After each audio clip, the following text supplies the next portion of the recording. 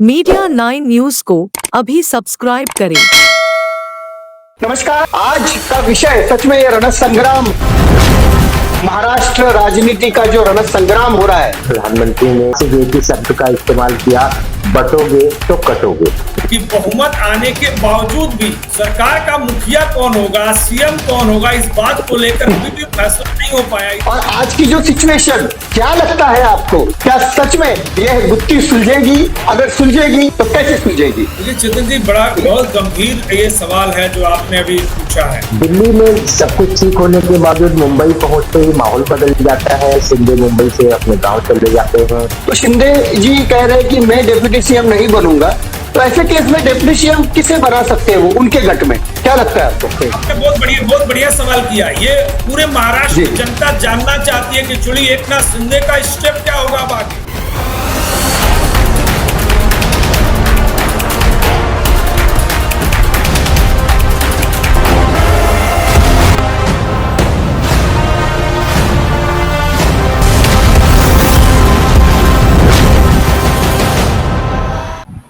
नमस्कार। मीडिया 9 के आज के इस विशेष सवाल मीडिया 9 का इस कार्यक्रम में आपका स्वागत है।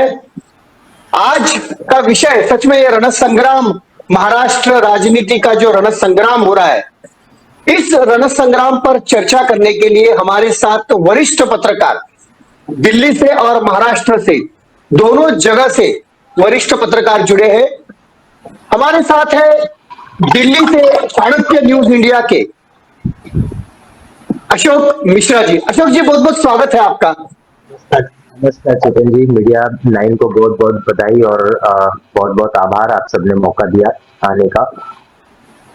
जी, हमारे साथ जुड़े हैं नवी मुंबई से महाराष्ट्र के वरिष्ठ पत्रकार सुधीर शर्मा जी। सुधीर शर्मा जी, बहुत बहुत स्वागत है मीडिया में। आप सबका बहुत बहुत नमस्कार जी। तो आइए शुरू करते हैं आज का ये चर्चा, महासंग्राम का चर्चा का विषय। हाल ही में महाराष्ट्र के चुनाव खत्म हुए हैं, चुनाव का रिजल्ट भी आया है और आप सभी को पता है कि रिजल्ट के बाद जो एक हाई वोल्टेज ड्रामा चल रहा है, यानी किसके पास मुख्यमंत्री पद होगा, उसके बाद कहीं शायद ऐसा सूत्रों से पता चला है कि शिंदे सरकार जो है, शिंदे गठ जो है, वो गृह मंत्रालय मांग रही है, ऐसे सूत्रों से पता चला है। तो ये सारी जो चीजें हैं, इस पर चर्चा करने के लिए हमारे साथ है सुधीर शर्मा जी और अशोक मिश्रा जी। सबसे पहले मैं सुधीर शर्मा जी के पास चलता हूं, बिकॉज वो महाराष्ट्र में है और महाराष्ट्र की राजनीति बहुत नजदीक से वो जानते हैं और उन्हें पूरा इस चीज का अभ्यास है। इसलिए मैं पहले शर्मा जी को पूछता हूं। सुधीर शर्मा जी, बताइए क्या है एग्जैक्टली यह विषय और हमारे दर्शकों को थोड़ा सा जानकारी दीजिए इस विषय के बारे में। जी थैंक यू चेतन जी, आपने ये मौका दिया बोलने के लिए। देखिए, इस बार अगर आप महाराष्ट्र के चुनाव पर नजर डालेंगे तो बहुत ही रोमांचक मुकाबला रहा इस बार का, देखने के लिए मिला। और इसके पीछे का जो बड़ा कारण था कि पिछले 5 सालों के दौरान जिस तरह से सरकार गिरी और उसके बाद दूसरी सरकार आई, चुनाव अलग गठबंधन के साथ लड़ा गया और जब रिजल्ट आने के बाद सरकार किसी और की बन गई। थोड़ा अगर साफ तौर पर कहें तो महायुति ने शिवसेना और बीजेपी और जो सहयोगी दल हैं, रिपब्लिकन पार्टी ऑफ इंडिया, इन तमाम आनुषंगिक संगठनों ने साथ मिलकर चुनाव लड़ा। लेकिन जब रिजल्ट आया तो उद्धव ठाकरे के फैसले के कारण बीजेपी की सरकार बनते बनते रह गई और इसके बाद शरद पवार के मार्गदर्शन में महाविकास आघाड़ी की सरकार बनी। ये महाराष्ट्र में इसके पहले कभी इस तरह का रिजल्ट के बाद कभी इस तरह का प्रयोग हुआ नहीं था। यह अनपेक्षित था, अनप्रेसिडेंटेड था और इसलिए आप देखेंगे कि महाराष्ट्र की राजनीति पर पूरे देश भर में चर्चा चली कि महाराष्ट्र जो पुरोगामी एक स्टेट माना जाता है, एक प्रगतिशील राज्य माना जाता है और वहां पर राजनीतिक स्थिति इस तरह से जिस तरह से हुई, जिस तरह से गठबंधन टूटे और उसके बाद सिर्फ सत्ता के लालच में जो जनता ने मैंडेट दिया था उसका जिस तरह से मजाक बनाया गया, उसके बाद महाराष्ट्र की राजनीति बिल्कुल आप देखेंगे तो संघर्ष की स्थिति में आ गई। एक खेमा हो गया जो शरद पवार के मार्गदर्शन में काम कर रहा था, उसके मुख्यमंत्री बने उद्धव ठाकरे जी। और जब ये सरकार बनी तो जितना समय लगा था, आपने देखा होगा कि सरकार बनाने में मुखिया कौन होगा, मंत्रालय किसे दिया जाएगा, जो पार्टियां बिल्कुल हाशिए पर जा चुकी थी एक तरह से। शरद पवार की पार्टी एनसीपी के बारे में ऐसा कहा जा रहा था कि अब ये महाराष्ट्र से खत्म होने वाली है। और जब ये सरकार बनी तो जाहिर सी बात है कि सारे के सारे फिर से रिएक्टिव हो गए। उसके बाद उद्धव ठाकरे के नेतृत्व में सरकार बनी। हालांकि जो दबदबा था उसका, वो कहीं ना कहीं शरद पवार के हाथ में ही रहा, रिमोट कंट्रोल से चलाई जाती रही सरकार। इस बीच में कोविड आया, आप सब जानते हैं पूरी दुनिया पर इसका असर रहा, महाराष्ट्र पर इसमें खासकर असर रहा क्योंकि ये भारत की आर्थिक राजधानी थी। और जिस तरह की परिस्थितियां रही, उन परिस्थितियों के बीच में सरकार चलाना तो दूर, व्यवस्थाओं को संभालना बड़ी चुनौती थी। और इसमें उद्धव ठाकरे ने जिस तरह से सादगी और संतुलन के साथ काम किया, निश्चित तौर पर वो स्थिति बहुत ही खराब थी, देशों के लिए खराब थी स्थिति, राज्य की तो बात बहुत अलग थी।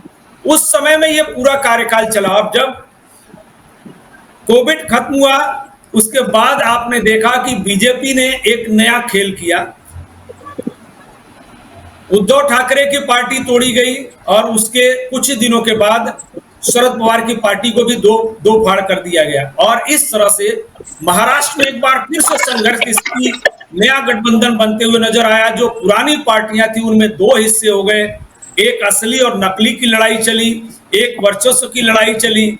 और इस पूरे सिनेरियो के बीच आप देखेंगे कि महाराष्ट्र का जो मतदाता था वो इतना असमंजस में, इतना कंफ्यूजन में रहा पूरे इस 5 सालों के दौरान। ये बड़ी स्थिति थी क्योंकि इससे विकास भी बाधित हुआ, जनता के जो मुसीबतें थी, जो मुश्किलें थी, उसको हल करने में समय लगा। आज भी आप देखेंगे गौर से तो बहुत सारे जो बड़े मुद्दे हैं वो उसी तरह से प्रलंबित हैं। सरकार अभी इस बार तो फिर से नई चुन ली गई है, लेकिन इसके बावजूद भी जो ताजा हालात हैं कि बहुमत आने के बावजूद भी सरकार का मुखिया कौन होगा, सीएम कौन होगा, इस बात को लेकर अभी भी फैसला नहीं हो पाया। इतनी बड़ी असमंजस की स्थिति आज भी बढ़ रहा है। महाराष्ट्र की जनता अभी नहीं समझ पा रही है कि तब तो इस तरह से जब पार्टियां टूटी थी और एक नया एक तरह से गठजोड़ बनाया गया था, गठबंधन बनाया गया था, उस वक्त परेशानियां अलग तरह की थी। अब तो बहुमत के बाद की स्थिति है कि आप देखिए आज भी कंफ्यूजन बरकरार है। आज भी जनता नहीं समझ पा रही है कि मुख्यमंत्री कौन बनेगा, किसके हाथ में महाराष्ट्र की कमान दी जाएगी। तो इस तमाम जो परिदृश्य सामने उभर कर आ रहे हैं, इसमें अब देखिए सीधी सी बात है, मैंडेट तो आ गया है और जनता ने सीधे तौर पर BJP, Shiv Sena, NCP, Republican Party of India, ठौले की और उसके बाद पीआरपी को अपना खुला मैंडेट दे दिया है। बहुमत 144 का जो आंकड़ा था, मैजिक फिगर था, वो भी क्रॉस करके 230 पे चली गई है पार्टियां। तमाम जो निर्दलीय अपक्ष उम्मीदवार हैं जो वो जीते हैं, उनका भी एक तरह से इनडायरेक्ट समर्थन सरकार के साथ मिल रहा है क्योंकि सबको अपनी अपनी राजनीति करना है। लेकिन कुल मिलाकर जो महाराष्ट्र की स्थिति थी आज से 2.5 साल पहले या 5 साल पहले जब मैंडेट आया था पहली बार 2019 का, और आज की स्थिति में कोई बहुत ज्यादा आपको डिफरेंस नजर नहीं आएगा। भले ही बीच में 2.5 साल की सरकारें रही हैं, लेकिन इन सरकारों के जो मुखिया रहे हैं या जो मंत्री रहे हैं वो अपने आप को बचाने के प्रयास में ज्यादा रहे। बड़े विकास के काम, प्रमुख बड़े जो प्रोजेक्ट थे आज भी ऐसे ही अधर में लटके हुए। तमाम प्रोजेक्ट्स को आप देख सकते हैं जो देरियां हुई हैं, जो ये लंबित हुए हैं, इसके पीछे यही कारण है कि सब अपने आप को बचाने में लगे रहे। और अब जब ये चुनाव हो गया है तो जनता ने जिसको भी कॉल दे दिया है, जिसको भी मैंडेट दे दिया है, अपना बहुमत दे दिया है, अब उनके हाथ में है कि ये किस तरह से सरकार बनेगी और कैसे नहीं बनेगी। जी, मंत्री मैं थोड़ा सा आपको रोकता हूं क्योंकि हम चलते हैं अभी शर्मा जी के पास। शर्मा जी बताइए, अभी जो हाल फिलहाल में जो शिवसेना की मांग, जो सूत्रों से पता चला है कि उनकी मांग है कि उन्हें गृह मंत्रालय उन्हें चाहिए, जिस पर थोड़ा सा अभी बीजेपी यानी भारतीय जनता पार्टी और शिवसेना शिंदे गठ में कुछ चर्चा चल रही है। क्या कहना चाहेंगे कि यह शिंदे की ये जो मांग है वो सही है? अगर ये मांग है तो क्या ये सही है? क्या कहना चाहेंगे इसके बारे में? फिर मैं चलता हूँ, बहुत शॉर्ट में बोलिए, बिकॉज हमें काफी सारे सवालों के जवाब देने हैं और हमें इस पर चर्चा करनी है। फिर मैं चलता हूँ शर्मा जी के पास। मिश्रा जी बताइए।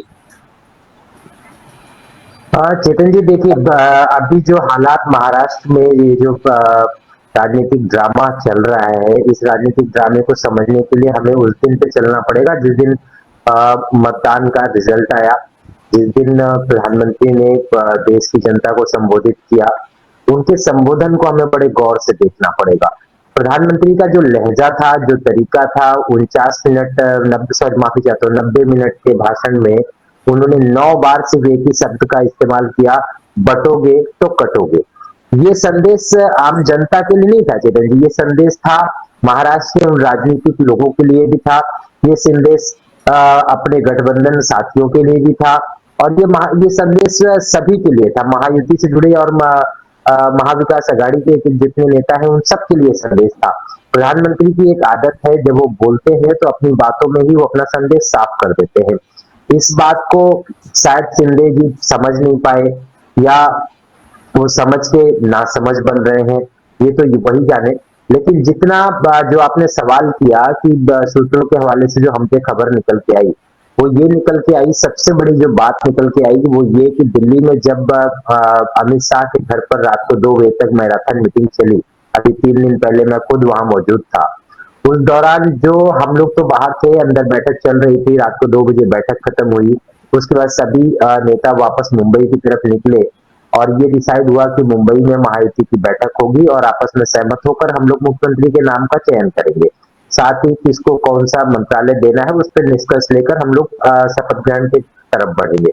लेकिन दिल्ली में सब कुछ ठीक होने के बावजूद मुंबई पहुंचते ही माहौल बदल जाता है। शिंदे मुंबई से अपने गांव चले जाते हैं, देवेंद्र फडणवीस के घर पर समर्थकों की भीड़ लगने लग जाती है। हालांकि देवेंद्र फडणवीस ने अपने समर्थकों को भी बोला कि नहीं, मुख्यमंत्री के पोस्ट पर मत लगाइए। शिंदे ने भी प्रेस कॉन्फ्रेंस करके ये कहा कि नहीं, हमारे बीच कोई मतभेद नहीं है। अजीत पवार ने भी जनता को संदेश देने का प्रयास किया प्रेस कॉन्फ्रेंस करके। तो ये सारी कवायदें तो चल रही हैं, लेकिन जनता जो आपको मैंडेट देती है, जिसने आपको ये संदेश दिया कि हाँ ठीक है, हम आपके काम से संतुष्ट हैं, हम आपको मैंडेट दे रहे हैं, आपके गठबंधन को मैंडेट दे रहे हैं, आप तत्काल प्रभाव से मुख्यमंत्री चयन कीजिए, सरकार शुरू कीजिए और जो विकास के काम रुके हैं उसको कीजिए। आज 1 हफ्ते 10 दिन से जिस तरह से ये राजनीतिक ड्रामा चल रहा है, इसमें एक जो उल्लास था, मतलब लोगों के मन में जो एक उमंग थी, वो खत्म हो चुकी है चेतन जी। अब यहाँ पे हम देखें तो सबसे बड़ी बात है कि राजनीतिक स्वार्थ, निजी स्वार्थ, जिसको कि मेरे पास अगर गृह मंत्रालय होगा तो मैं पावरफुल रहूंगा, मेरे पास अगर यही तो मैं बताना चाहूंगा कि पिछले बार जब भारतीय जनता पार्टी और उद्धव ठाकरे शिवसेना, यानी उस वक्त की शिवसेना, आज की उद्धव ठाकरे गठ, लेकिन उस वक्त की शिवसेना, उस वक्त भी मेरे ख्याल से यही हुआ था कि उद्धव ठाकरे गठ कुछ मांग रहा था लेकिन बीजेपी नहीं देना चाहती थी और फिर ये अनबन हो गई और चीज हो गया। मैं शर्मा जी के पास आता हूं। शर्मा जी मुझे बताइए, क्या सच में शिंदे चेहरे से महायुति को फायदा हुआ? क्या शिंदे गठ अब जो मांग कर रहा है वो क्या में सही में है क्या, कि उनको इतना फायदा हुआ बीजेपी को उनके इस समर्थन का, कि क्या वो ये मांग रहे सही है? क्या लगता है आपको, एज अ वरिष्ठ पत्रकार क्या कहना चाहेंगे, बताइए। देखिए चेतन जी, बहुत गंभीर ये सवाल है जो आपने अभी पूछा है कि क्या इस चुनाव में या इस चुनाव से पहले जब महाविकास आघाड़ी टूटी और महाविकास आघाड़ी की सरकार गिरी, तो आप गौर कीजिए कि ये पूरा का पूरा जो खेल था वो एकनाथ शिंदे के दम पर ही खेला गया। बीजेपी ने सरकार गिराने के लिए जो सबसे बड़ी चाल चली वो एकनाथ शिंदे के माध्यम से ही चली। एकनाथ शिंदे ने ही अपने 50 विधायकों को लेकर वो यहां से बाहर निकले और उन्हीं के आने के बाद ये सरकार जो नई सरकार महायुति की अस्तित्व में आई। तो ये कहना कि एकनाथ शिंदे का अस्तित्व नहीं है या एकनाथ शिंदे उनके लिए फायदेमंद नहीं है, ये तो बड़ी बेमानी होगी, क्योंकि एकनाथ शिंदे के कारण ही बीजेपी वापस सत्ता में आ सकी। तो ये मानकर चलना होगा कि निश्चित तौर पर एकनाथ शिंदे का जो सहयोग है वो बीजेपी के लिए सत्ता में वापस लाने के लिए मददगार बना है। इसलिए एकनाथ शिंदे की वैल्यू बहुत ज्यादा है। रही गई दूसरी बात जो आपने सवाल किया कि इससे फायदा क्या हुआ, ये तो मैंने कह दिया। अभी जो उनकी डिमांड की बात है, अगर इस बार का पूरा रिजल्ट आप देखेंगे तो आपको समझ में आएगा कि बीजेपी को उम्मीद ही नहीं थी कि वो 132 सीट तक जा सकती है। उसकी उम्मीद सिर्फ इतने तक थी कि 100 के आसपास सीटें आ जाएगी। 90 से लेके 100 के आसपास की सीटों का ये उन्होंने मैथमेटिक्स सेट किया था, लेकिन अपेक्षा से अधिक सीटें आ गई, 132 सीट आ गई। अब इसमें महायुति का जो दूसरा प्रमुख घटक दल है अजीत पवार की पार्टी, जो लोकसभा में बहुत अच्छा परफॉर्मेंस नहीं दे पाई थी, इस विधानसभा चुनाव में जब शरद पवार के पार्टी से जब आगे निकल गई है और 41 सीट पर आ गई है, तब ये साफ तौर पर हो गया है कि अगर 132 बीजेपी का और 100 और 41 जो है वो अगर एनसीपी का जोड़ दिया जाए तो मैजिक फिगर जो 144 145 का है वो बीजेपी के पास आ जाएगा। इसलिए बीजेपी थोड़ी निश्चिंत हो गई। लेकिन आपको ऐसा नहीं लगता है क्या, हाँ मैं थोड़ा रोक रहा हूं, ऐसा नहीं लगता है कि अगर शिंदे गट का अगर समर्थन नहीं मिलता है, अगर फिर भी सरकार तो अजित पवार गट के साथ मिलके बीजेपी ले सकती है? क्या विचार है, क्या कहना है इस बात पर आप? नहीं, मैं वही बोलना चाह रहा था कि देखिए इस वक्त सिचुएशन बीजेपी के साथ ऐसी, अगर कुछ निर्दलियों को मिला लिया जाए अजित पवार की पार्टी के साथ, अगर ऑलरेडी पहले से गठबंधन चल रहा है उसी को अगर कॉम्पैक्ट कर दिया जाए तो भी बीजेपी के लिए सरकार को लेकर कोई खतरा नहीं है बीजेपी के सामने। लेकिन जो सबसे बड़ी बीजेपी की मुसीबत है वो मैं आपको बता रहा हूं, जो हाईलाइट में करना जी बोलिए। एक उद्धव ठाकरे से जब से बीजेपी अलग हुई है तब से बीजेपी के लिए सबसे बड़ा जो क्राउड पुलर या वोट पुलर, जो सबसे बड़ा जो सिद्धांत रहा या जो मुद्दा रहा वो रहा हिंदुत्व का। अब उद्धव ठाकरे से अलग होने के बाद उसके साथ अजित पवार की पार्टी उस तरह से कोर हिंदुत्व को लेकर नहीं चलने वाली है, क्योंकि वो शरद पवार और कांग्रेस के आइडियोलॉजी पर बनी हुई पार्टी है। इसलिए उसमें जो सेकुलरिज्म ज्यादा है और इसलिए हिंदुत्व को, कोर हिंदुत्व के ऊपर काम करने वाली पार्टी ने, इसलिए और बीजेपी को सत्ता में अगर बरकरार अपने आप को रखना है, कायम रखना है, तो उसको कोर हिंदुत्ववादी संगठन चाहिए। इस मामले में एकनाथ शिंदे उनके लिए मददगार बन रहे हैं। अब जो आपने सवाल किया कि उनकी जरूरत क्यों है, वो जरूरत इसीलिए है कि चूंकि उद्धव ठाकरे साथ में है नहीं, तो इसलिए बीजेपी को सहयोगी के तौर पर ऐसा संगठन चाहिए जो कोर हिंदुत्ववाद को लेकर चल रहा हो, और इसमें एकनाथ शिंदे की पार्टी जो है बड़ी भूमिका निभा रही है। इसीलिए भले एकनाथ शिंदे की जरूरत हो या ना हो, लेकिन ब्रॉडर पर्सपेक्टिव में अगर देखेंगे तो, नेशनल पर्सपेक्टिव में आपको देखेंगे तो कोर हिंदुत्ववादी जो आइडियोलॉजी है उसको साथ में रखना बीजेपी की मजबूरी है, अन्यथा वो सत्ता में वापस नहीं आएगी। उसका सबसे बड़ा जो वोट पुलर है वो है हिंदुत्ववाद। इस बार के चुनाव में भी आपने देखा होगा, जब बीजेपी को लगा कि, जैसा मिश्रा जी सही कह रहे थे, मैं उनकी बात से बहुत सहमत हूं कि प्रधानमंत्री नरेंद्र मोदी यूं ही कोई बात बोलते नहीं, उनके हर संदेश के पीछे बड़ा मकसद होता है। उन्होंने देखा कि जब महाराष्ट्र में और दूसरे प्रांतों में जो उनका कोर जो पुलर है, वोट पुलर है, वो कमजोर साबित हो रहा है, तब उन्होंने ये नारा दिया कि एक रहेंगे तो सेफ रहेंगे और बटेंगे तो कटेंगे। आप पूरी आइडियोलॉजी जी, इसका मतलब जी जो है वो फ्रंट फुट पर रही है। इसका मतलब ये है कि आपके अभी आपने जो अनुमान या फिर आपने जो अपना राय दिया उसके अनुसार तो ये तो क्लियर है कि बीजेपी चाहे तो सत्ता स्थापन कर सकती है, लेकिन भविष्य के लिए जिस मुद्दे पर, हिंदुत्व के मुद्दे पर उन्होंने ये चुनाव जो ये समय लड़ा था, वो भविष्य में शायद इनके साथ जो पार्टी अभी है शिवसेना की, शिवसेना शिंदेगढ़, उनका उनको ज्यादा सपोर्ट मिला और जिसके वजह से उन्हें इतनी सारी सीट से आए, ऐसा आपका कहना है। मैं अभी मिश्रा जी के पास चलता हूं। मिश्रा जी बताइए कि अभी हाल ही में शरद पवार ने बयान दिया है कि इतना अच्छा, यानी इतना बीजेपी को सीट मिलने के बाद, महायुति को सीट मिलने के बाद फिर भी सत्ता स्थापन में देरी हो रही है, ये क्या चल रहा है? इस पर एक क्वेश्चन मार्क उन्होंने विपक्ष के, यानी वो विपक्ष है नहीं, लेकिन एक विपक्ष के तौर पर उन्होंने एक सवाल किया है, इस पर क्या कहना चाहेंगे आप? इतनी देखिए, सबसे बड़ी बात तो ये है, मैं ये कहूंगा कि दिल्ली के बाद से सिलसिला फूट गया। चुनाव में मिली हार के बाद जिस तरह से शरद पवार और उनके गुट को सबको निराशा हाथ लगी थी, ये जो राजनीतिक ड्रामा शुरू हुआ, इस ड्रामे की वजह से उन्हें थोड़ा सा मौका मिल गया है क्वेश्चन मार्क लगाने का। और उनका ये प्रयास हमेशा से रहा है कि जो भी अदर पार्टीज हैं उनको हम लोग अपने बयानबाजी से, और शरद पवार जी की अगर हम बात करें तो शरद पवार जी आप भी बेहतर जानते हैं, शर्मा जी भी जानते हैं कि महाराष्ट्र की राजनीति के चाणक्य रहे हैं।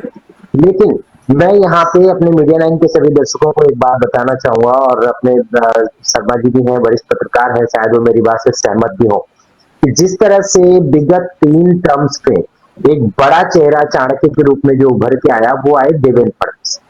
देवेंद्र फडणवीस की रणनीति थी जो 2.5 साल पहले चलती हुई सरकार टूटी और बनी। देवेंद्र फडणवीस ने जो कंप्रोमाइज किया उसी की रणनीति थी, जिसकी वजह से शिंदे मुख्यमंत्री बने। अब महायुति को इतना भयंकर समर्थन मिलने के बाद पीछे भी देवेंद्र फडणवीस की एक रणनीति थी, जो हिंदुत्व की, अभी आप लोग बात कर रहे थे, शर्मा जी भी कह रहे थे, आप भी कह रहे थे। हाँ, बीजेपी ने हिंदुत्व के जो एजेंडे को छोड़ा था, उसकी वजह से लोकसभा में उन्हें नुकसान हुआ था। इसका खामियाजा लोकसभा चुनाव में बीजेपी को भुगतना पड़ा, आरएसएस की नाराजगी का सामना करना पड़ा, ताकि उसी का नतीजा है कि समर्थन से केंद्र में सरकार चल रही है। इस बार बीजेपी ने एक ट्रायल किया, वो ट्रायल यही था महाराष्ट्र विधानसभा चुनाव, जिसमें योगी आदित्यनाथ के एक बयान को बीजेपी के सभी वरिष्ठ राजनेताओं ने उठाया। वो था कि बटेंगे तो कटेंगे, सिर्फ एक रहेंगे तो सेफ रहेंगे। योगी आदित्यनाथ के इस बयान को सभी राजनीतिक नेताओं ने, जितने बीजेपी के वरिष्ठ नेता थे, अपने अपने शब्दों में लोगों ने बोला, बट मायने एक ही था। दूसरा, जो देवेंद्र फडणवीस ने चुनाव प्रचार किया, उनका जो एजेंडा था, वो एजेंडा ये था कि महाराष्ट्र की धरती पे जितने भी वीर सपूत हुए, जितने भी सम्मानित लोग थे, चाहे वो महाराणा प्रताप जी रहे हों, चाहे वो बाला साहब ठाकरे जी रहे, हिंदू। देखिए, एक्चुअली अशोक जी, समय की पाबंदी है, थोड़ा शॉर्ट में खत्म कीजिए, बिल्कुल हमें। जी, बोलिए उसी मुद्दे पे आ रहा हूं। जो हिंदुत्व की बात अभी हो रही थी ना, मैं उसी मुद्दे पे कंक्लूजन कर रहा हूं अपना। इस तरह से जो बीजेपी ने चुनाव प्रचार किया, उसमें सबसे बड़ा रोल अदा शिंदे गुट ने नहीं किया। शिंदे गुट को तो सिर्फ यहाँ पर देवेंद्र फडणवीस ने अपनी चाणक्य नीति से इस्तेमाल किया, क्योंकि एक शिवसेना का जो स्टैंप था वो शिंदे गुट के साथ था। उस स्टैंप को इस्तेमाल करके देवेंद्र फडणवीस की जो चाणक्य नीति थी वो सफल हो गई, जिसकी वजह से बीजेपी को 132-136 सीटें मिल गई हैं। अब आते हैं बात यहाँ पे जो महायुति को लेकर, जो मुख्यमंत्री शपथ ग्रहण को लेकर बातचीत हो रही है, जो चीजें फंसी पड़ी है, वो फंसने का कारण यही है कि बीजेपी को अब एक रास्ता मिल गया है, एक ट्रैक मिल गया है। तो बीजेपी अब गठबंधन को तो लेकर चलना चाहती है, शिंदे को भी लेकर चलना चाहती है, अजित पवार को भी लेकर चलना चाहती है, लेकिन वो अब दबना नहीं चाहती है। उसकी मजबूरी 2.5 साल पहले थी, अब नहीं है, तो वो झुकना नहीं चाहती है। उसको एक ट्रैक जो चाहिए था, हिंदुत्व का लहजा था, वो उनका मिल गया। चेतन जी, कुल मिला के मेरा कहने का शब्द सिर्फ इतना है, एक लाइन में मैं अपनी बात खत्म करूंगा, वो ये है कि चाणक्य, तो बीजेपी को एक मौका चाहिए था, एक चाणक्य का बंदा चाहिए था जो चाणक्य नीति को अपनाकर महाराष्ट्र में अपना दबदबा कायम कर सके। वो देवेंद्र फडणवीस के रूप में उनको मिल चुका है। बीजेपी अब किसी के आगे झुकने वाली नहीं है, चेतन जी, चाहे वो शिंदे गुट हो, चाहे आखिरी सवाल, आखिर के 2 मिनट, दोनों को एक ही सवाल आएगा। पहले मैं शर्मा जी के पास आता हूं। शर्मा जी, आपकी राय 2 मिनट में, किसकी सरकार और कैसे होगा मंत्रिमंडल? चेतन जी, बड़ा गंभीर सवाल है। जिस सवाल को लेकर पूरी महायुति अभी तो उलझी हुई है, उस सवाल को मैं 2 मिनट में हल कराना चाहते हैं महायुति की समस्या। देखिए, जो पॉलिटिकल एक्सपर्ट हैं, जो बीजेपी महायुति जो घटक दल हैं, उनके आंतरिक, आज की जो सिचुएशन, क्या लगता है आपको, क्या सच में यह गुत्थी सुलझेगी? अगर सुलझेगी तो कैसे सुलझेगी? बिल्कुल पॉइंट टू पॉइंट में बोलना चाहूंगा। देखिए, ये सरकार तो अब तय है कि सरकार बननी है। 2 तारीख को इनके जो नेता हैं, उनका जो प्रमुख नेता, उनका चयन होगा। 2 तारीख को घोषणा होगी कि कौन सीएम का चेहरा होगा, और 5 तारीख को शपथ ग्रहण की तिथि तय हो चुकी है महायुति सरकार की, ये जो नए सरकार की। अब सवाल यह है जो आपने पहले भी इसका पूछा था कि शिवसेना जो डिमांड कर रही है कि एकनाथ शिंदे जो डिमांड कर रहे हैं कि कौन होम मिनिस्टर बनेगा। देखिए 4-5 खाते बहुत इंपॉर्टेंट होते हैं जो मंत्रालय होते हैं। एक नगर विकास मंत्रालय होता है, दूसरा गृह मंत्रालय है, तीसरा वित्त मंत्रालय और इसी तरह के 1-2 और मंत्रालय हैं। वो बहुत इंपॉर्टेंट होते हैं। जाहिर सी बात है बीजेपी के पास इस वक्त बहुमत है तो बीजेपी का सीएम होगा और जो सीएम होता है आज तक की जो परंपरा रही है उस परंपरा के अनुसार बीजेपी गृह मंत्रालय अपने पास रखती है। इसलिए एकनाथ शिंदे की इस डिमांड को कोई इंपॉर्टेंस नहीं मिल रहा है। अब रह गई बात यह नगर विकास मंत्रालय की, एकनाथ शिंदे पहले महाविकास आघाड़ी में और महायुति सरकार दोनों में नगर विकास मंत्री रहे, जिसके बाद उनका वर्चस्व बढ़ा है, बाद में वो सीएम हुए। अब ऐसे में एक जो नगर विकास मंत्रालय है वो भी सीएम इस बार रखने की तैयारी में है, जो भी सीएम होगा। मैं ऐसे ही 2 लाइन में आपको बता देता हूं। विनोद तावड़े, मुरलीधर मोहर जो केंद्रीय नागरिक विमानन राज्य मंत्री हैं, उनके नाम पर चर्चा चल रही है। बीजेपी एक बहुत बड़ा ट्रेंड सेट करने की तैयारी में है कि अगर पंकजा मुंडे जो ओबीसी का बड़ा चेहरा है, उनके पिताजी स्वर्गीय गोपीनाथ मुंडे बहुत बड़े नेता हुआ करते थे, केंद्रीय मंत्री भी रहे, उनकी बेटी पंकजा मुंडे को महिला मुख्यमंत्री बनाकर बीजेपी नया ट्रेंड भी स्थापित कर सकती है, जिस तरह के संकेत मिल रहे हैं। लेकिन जो प्रमुख चेहरे हैं उनमें विनोद तावड़े और मुरलीधर मोहर और पंकजा मुंडे, ये 3-4 लोगों का नाम है। कुछ ऐसे भी नाम है जो संघ के पृष्ठभूमि ऐसा भी हुए हैं। जी जी जी ऐसा भी कहा जा रहा है। एक लाइन में मैं कंप्लीट बिल्कुल तो इसलिए बिल्कुल सरकार बनना तो तय है। अब बात यही है कि वित्त मंत्री जो है वो फिर से अजीत पवार के पास जा सकता है और नगर विकास मंत्रालय जो है वो एकनाथ शिंदे की पार्टी के साथ आ सकता है। और दूसरी जो बड़ी डील हुई है, जो जानकारी मिली है कि एकनाथ शिंदे जो गलती उद्धव ठाकरे ने की थी वो गलती महायुति में दोहराना नहीं चाहेंगे। वो अपने बेटे श्रीकांत शिंदे जो कल्याण से सांसद है उनको डिप्टी सीएम बनाकर अपने पार्टी की जिम्मेदारी संभालना चाहते हैं या केंद्र में मंत्री के रूप में जाना चाहते हैं।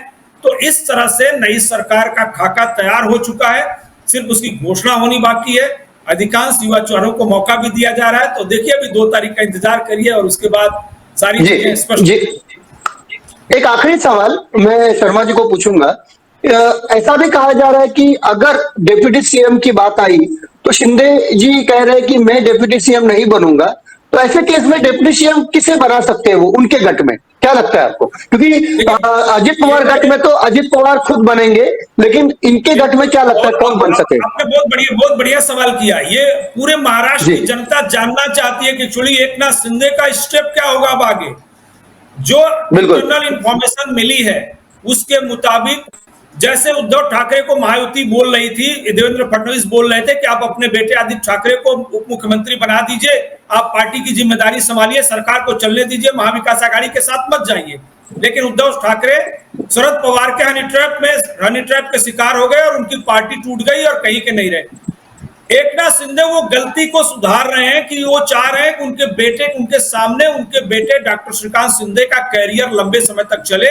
इसलिए उन्होंने बीजेपी के साथ ये कहा कि हमें डिप्टी सीएम नहीं बनना है, क्योंकि उनको पता है सीएम का पद तो मिलने वाला नहीं है। डिप्टी सीएम अपने बेटे डॉक्टर श्रीकांत शिंदे को वो बनाने की तैयारी में है। सारी चीजें फाइनल हो चुकी है बीजेपी की तरफ से। 2-4 दिनों में आप देखेंगे डॉक्टर श्रीकांत शिंदे महाराष्ट्र के दूसरे डिप्टी सीएम होंगे और एक डिप्टी सीएम होंगे अजीत पवार, और 3 लोगों की फिर से जैसे पहले चल रही थी वैसी सरकार चलेगी। एकनाथ शिंदे बड़ा दांवपेच कर रहे हैं, अपने 4 जो प्रमुख जो नेता हैं उनको मंत्री बनवाएंगे और इस तरह से शिवसेना जो अपनी डिमांड कर रही है, एकनाथ शिंदे जो डिमांड कर रहे हैं उस डिमांड को लेकर बीजेपी आगे बढ़ेगी। कुछ डिमांड्स काटे जरूर कर दी गई है, लेकिन अधिकांश मांगों को उनको मान लिया गया है। जी सुधीर शर्मा जी ने, पॉलिटिकल एक्सपर्ट, बहुत ही बढ़िया तरीके से अपना एनालिटिक्स दिया है। मैं आखिरी सवाल पूछता हूं अशोक मिश्रा जी से, आपके अनुसार इसकी कौन बनेगा मुख्यमंत्री, कौन बनेंगे उप मुख्यमंत्री? एक तो अजित पवार तय है, इसमें कोई दो राय नहीं है। अब शिंदे गठ से आपकी राय 2 मिनट में, कौन बनेगा उप मुख्यमंत्री शिंदे गठ से? हमारे शर्मा जी ने जो कहा कि शिंदे अपने बेटे को डिप्टी सीएम बनाएंगे, मैं उनकी इस बात से बिल्कुल सहमत हूं। और शिंदे अपने आप को पार्टी के अध्यक्ष के रूप में तो रखेंगे, साथ ही वो सेंट्रल गवर्नमेंट में कहीं ना कहीं कैबिनेट मंत्री का पद लेके सेंटर में काम करेंगे।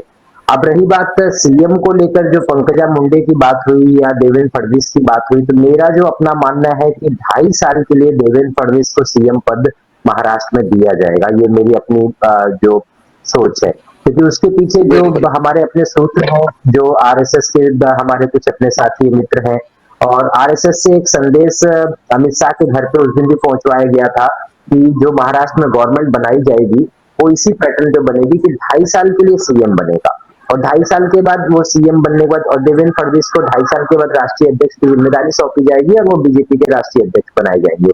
इस तरह की हमारी जानकारी निकल के आई थी चेतन जी। तो मेरा मानना ये है कि आरएसएस ने अगर ये एजेंडा क्लियर कर दिया है तो बीजेपी एक बार आरएसएस को छोड़ के जो गलती कर चुकी है वो गलती अब नहीं दोहराएगी चेतन जी। मेरा अपना मानना यही है। अब मैं नहीं जानता मेरे साथी चेतन शर्मा जी कितने मेरी इस बात से, लेकिन मेरा अपना मानना ये है कि बीजेपी दोबारा आरएसएस को नाराज करने की गलती तो नहीं करेगी। नहीं, मैं बिल्कुल मिश्रा जी की बात से सहमत हूं मैं कि ये आरएसएस को नाराज करके बीजेपी का काम अभी चलने वाला नहीं है, और देवेंद्र फडणवीस आरएसएस की पहली पसंद है। आरएसएस ने पहले ही क्लियर कर दिया है कि मुझे महाराष्ट्र में सिर्फ देवेंद्र फडणवीस चाहिए, क्योंकि उन्होंने जो भूमिका निभाई उसी के कारण जो है सरकार जो है इतनी बहुमत के साथ आ सकी है। जो मैनेजमेंट रहा है, पॉलिटिकल मैनेजमेंट रहा है, सरकार का मैनेजमेंट रहा है, वो डिप्टी सीएम होकर भी बड़ी अहम भूमिका निभाते रहे, और इसी का फायदा बीजेपी को महाराष्ट्र में मिला। तो मैं बिल्कुल इस बात से सहमत हूं, लेकिन मैं एक चीज ऐड ऑन कर देता हूं जाते जाते। अधिकांश सूत्र इस बात को कह रहे हैं कि देवेंद्र फडणवीस को पहले टर्म में मुख्यमंत्री बनाने के लिए कुछ दिक्कतें हैं। मैं आधे मिनट में दिक्कतें बता देता हूं। चूंकि जैसे ही देवेंद्र फडणवीस मुख्यमंत्री बनेंगे, मनोज जरांगे पाटिल जो मराठा आरक्षण का जो मुद्दा है वो फिर से हाईलाइट करने वाले हैं और फिर से आंदोलन पे बैठने वाले। इसलिए बीजेपी थोड़ा उससे बचना चाहती है कि सरकार के शुरुआती दौर में ही इस तरह के विघ्न न आने पाए। इसलिए ऐसा सोचा जा रहा है कि चूंकि जून में जेपी नड्डा जी का कार्यकाल खत्म हो चुका है, तो डायरेक्टली अगर 2 साल बनाना है पहले, बाद में बनाना है, तो देवेंद्र फडणवीस को भी किया जाए राष्ट्रीय अध्यक्ष। जी मैं आपकी बात में 1 सेकंड के लिए कुछ ऐड करना चाहूंगा। मराठा आरक्षण को लेकर भी दिल्ली केंद्रीय कमेटी के द्वारा बड़ी चर्चाएं हो चुकी हैं, और मुझे ऐसा लगता है चेतन जी, ये हमारे मीडिया 9 के दर्शकों के लिए बड़ी बात भी होगी कि अगर इस बार मराठा आरक्षण को लेकर कोई आंदोलन होता है तो बीजेपी केंद्र प्रकारण करके, क्योंकि मराठा को लेकर ही बीजेपी इस बार विधानसभा जीती है, तो उस स्थिति में वो चीजों को मानेगी और प्रयास करेगी कि मराठा आरक्षण को दिया जाए। ये बीजेपी का मेन एजेंडा बनेगा इस बार चेतन जी। जी मैं जी बिल्कुल बिल्कुल बिल्कुल। मैं फिर से एक बार सुधीर शर्मा जी का, जो कि पॉलिटिकल एक्सपर्ट है और वरिष्ठ पत्रकार है, उनका बहुत बहुत शुक्रिया अदा करता हूं कि वो हमारे कार्यक्रम में आए, हमें समय दिया, हमारे दर्शकों को एक बहुत ही अच्छी जानकारी दी। किसी की सरकार में कोई भी मुख्यमंत्री बने, वही बनेगा जो जनता की सेवा करेगा, जो जनता के प्रॉब्लम्स को हल करेगा, जो समस्याओं पर काम करेगा, बीजेपी का ही मुख्यमंत्री बनेगा, ये तो तय है। और मीडिया 9 पर मेरा खुद का एनालिटिक्स ऐसा कह रहा है कि हो सकता है देवेंद्र जी मुख्यमंत्री बने और 2.5 साल के लिए, और उसके बाद उन्हें राष्ट्रीय स्तर पर कोई एक बड़ा पद मिले। लेकिन ये तो आने वाला कल ही बताएगा कि उन्हें क्या मिलेगा या क्या नहीं मिलेगा, बट ये तो अपना एक एनालिटिक्स है। और मैं फिर से एक बार धन्यवाद करता हूं अशोक मिश्रा जी का। अशोक जी, आप आए हमारे कार्यक्रम में और हमें बहुत ही बढ़िया जानकारी दी। आपने अपना अमूल्य समय मीडिया 9 को दिया, इसके लिए मैं फिर से एक बार सबका धन्यवाद करता हूं। बहुत बहुत थैंक यू।